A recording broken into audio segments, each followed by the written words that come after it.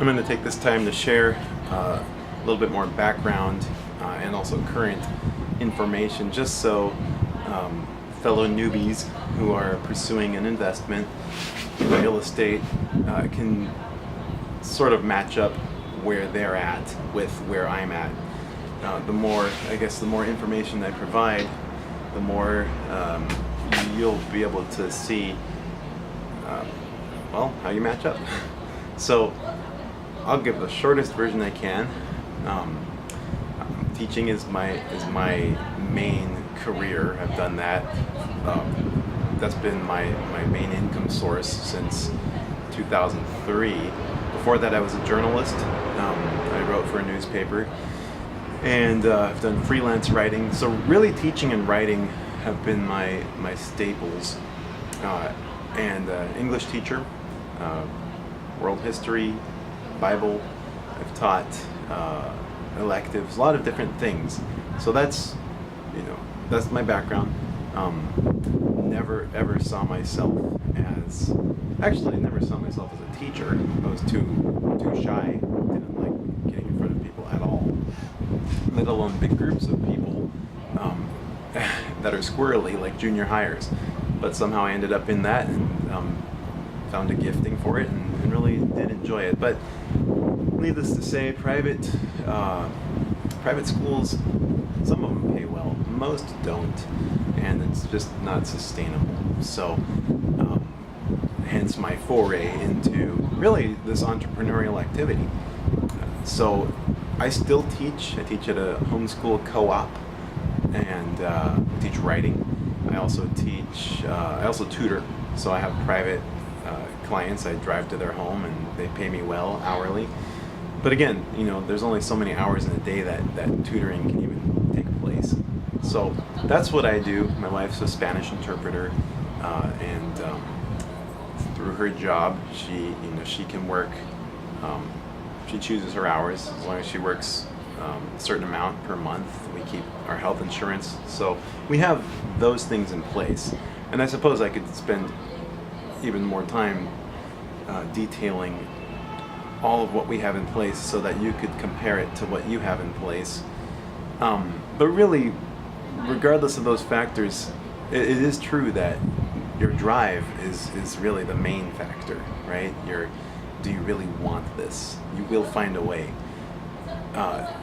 You will be opened up to the ways you can get creative if you don't have a bunch of money in front of you, or you don't have lenders begging you to borrow from them.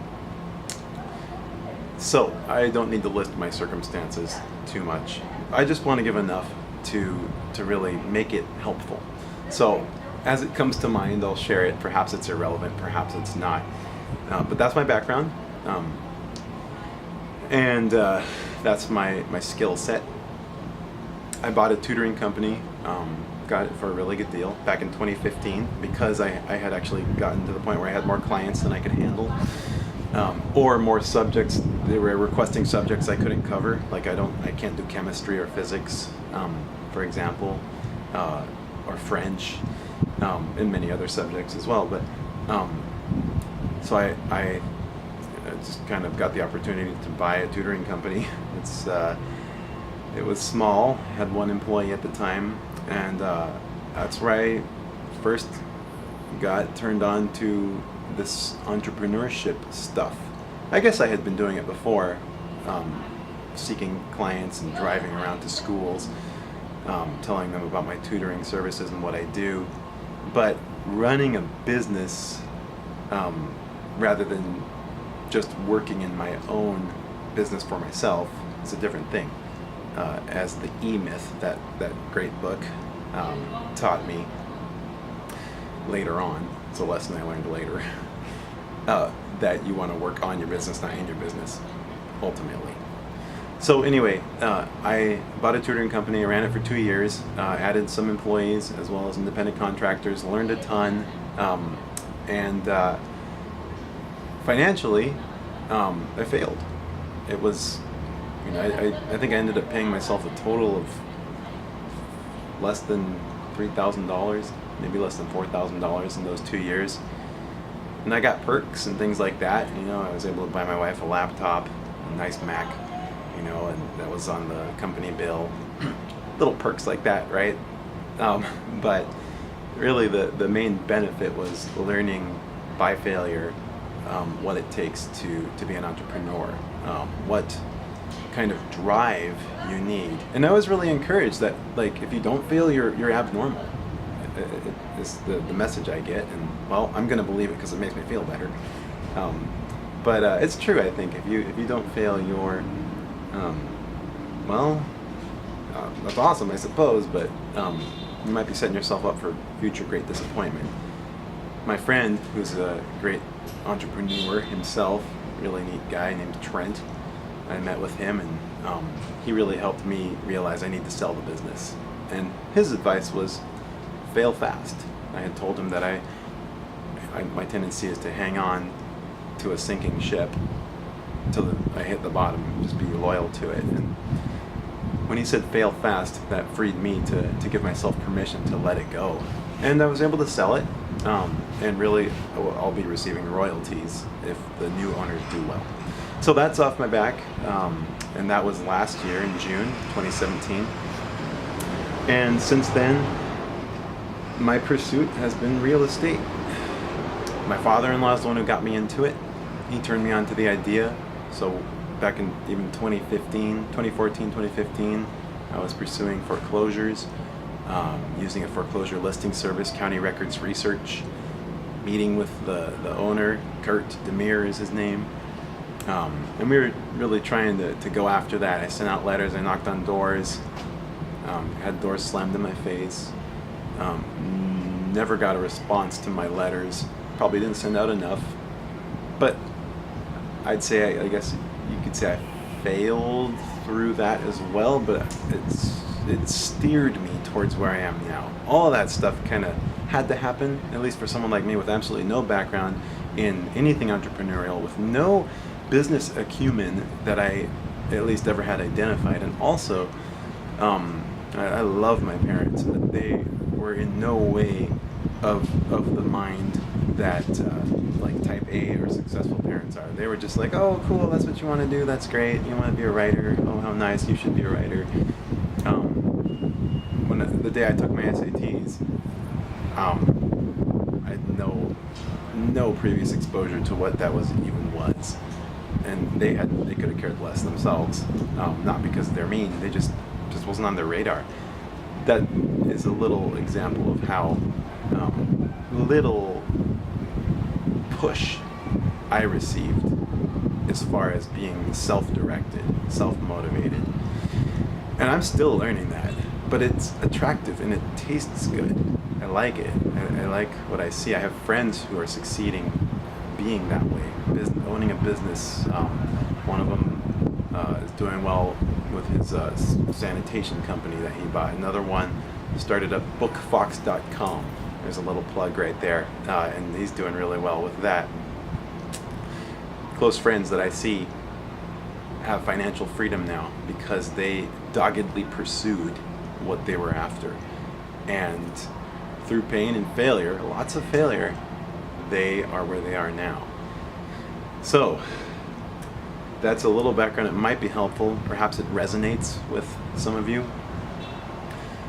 And perhaps it may even bring comfort to see that you're looking at a guy who's not a hot shot by any means, you know. I prefer not to be in the limelight and not type A at all. I'm introverted, I'm introspective. I like artistic things, and you know, I don't watch football games. I love to play sports when I get the chance. So anyway, again, like I said, I could go forever with these details. Not sure how many are relevant, but that one theme of doggedness, of persistence, will serve you, right? And yet also, you need to be informed. You can be dogged and persistent while remaining ignorant and dig yourself in a completely terrible direction. So education is the other key, right? And what a great segue to the books I'm currently reading that are helping me in this. So Long Distance Real Estate Investing by David Green from biggerpockets.com. He's the co-host of the Bigger Pockets, podcast, which I try to listen to at least once a week. Very helpful website.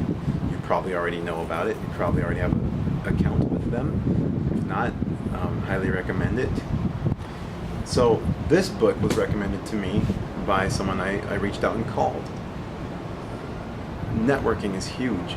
That's really the only way you're going to do well, aside from persistence and education. I think that other key is you have to talk to people.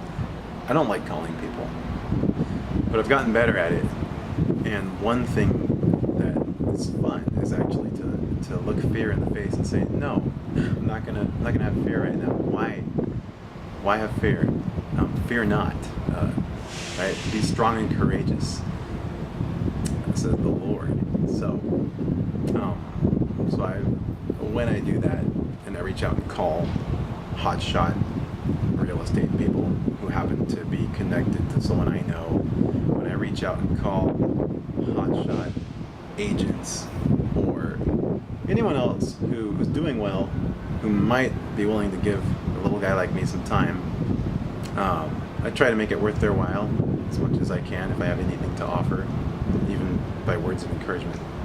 This was recommended to me by one of those guys. He's an attorney and he's also a broker, so he's got both of those things going on. So he's really got a special real estate niche. He told me about that book. It opened his eyes up to why it is now not a bad idea to invest out of state. So I'm reading that, and also picked this up. Flipping houses for dummies, and I've been perusing that. This, though, has been really a very helpful tool for me. I'm totally not using it the way that John Lee Dumas, he's the guy who came up with it. There he is. He's the EO Fire, Entrepreneurs on Fire podcast. Fire Nation, that guy. You should catch his podcast sometime. It's actually really good. I'm using this, and I'm not using it perfectly. There I go with defying perfectionism, but I'm using it to some effect, and it's helping. And so I don't need to go into all the details, but it's basically a way of spelling out my goals in real estate, in purchasing an investment, and making me really think them through in such a way that I have to write them down and then think them through in an orderly fashion. So it helped me self-generate. It helps you when you don't have a boss. This helps you, I guess, turn your book into your boss. You write it down. You have to think it through. You have to find out your SMART goal, right? Specific, measurable, attainable, relevant, and time-bound. My SMART goal was to purchase a cash-flowing multifamily property within a 4-hour drive radius. So it says in 100 days I will do that. I wrote that back, the end of May. I wrote that down. Well, I've changed my SMART goal since then, right? Within a 4-hour drive radius. Well, after that conversation with that broker lawyer who told me to read this book, I realized my money will probably better serve me out of state because I want cash flow. I'm not going for appreciation. I need cash flow. I want to use that to leverage me into a larger portfolio. So my SMART goal has since changed. And then this Bakersfield property, if you watched the last video, you know what that's all about. This has got hopped in front of me, and now again it is, well, if I get it, which the lady said yes, then my original SMART goal will have been met, I suppose, to purchase it won't be cash flowing, but to purchase a property that I will turn into a cash flowable property, which we could either keep and rent or sell. See, I don't know yet, but it's nice to have different options. Let's say that she changes her mind and I don't get that Bakersfield property.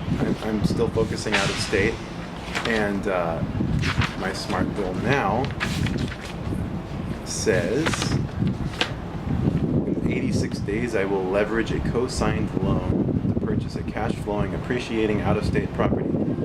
Well, I'm not sure that anyone's going to co-sign on the loan, so I might have to change that.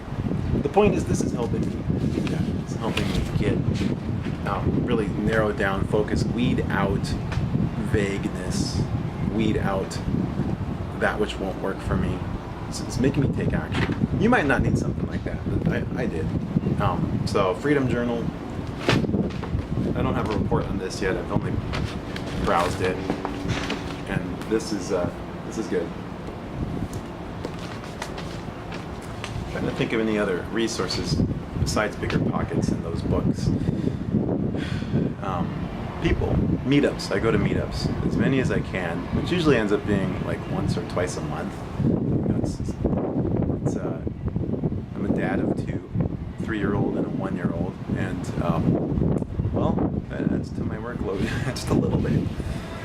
I love it, but I'm limited in being able to get out at night. But I do go to meetups, and I have found value every time, even if the subject of the meetup or the talk wasn't really relevant. I meet somebody with a connection, and I make that connection, and it turns into some other avenue. Right? It's the whole networking thing I mentioned earlier. So I could keep talking. I think this is a good place to stop. Maybe in the next video I'll remember to say something about driving for dollars, which I've just done by default, and some of the homes I've identified here in this area. I have a big list of homes I've researched, vacant and or unkempt homes that, well, there could be a motivated seller there. I don't know enough about wholesaling yet, but I do know enough to think I could take the first steps. So that's another thing I've got on my radar, I should say, wholesaling properties. But when I have more information on that, perhaps I'll talk about it. So there it is in a 17-minute nutshell. Thanks for listening.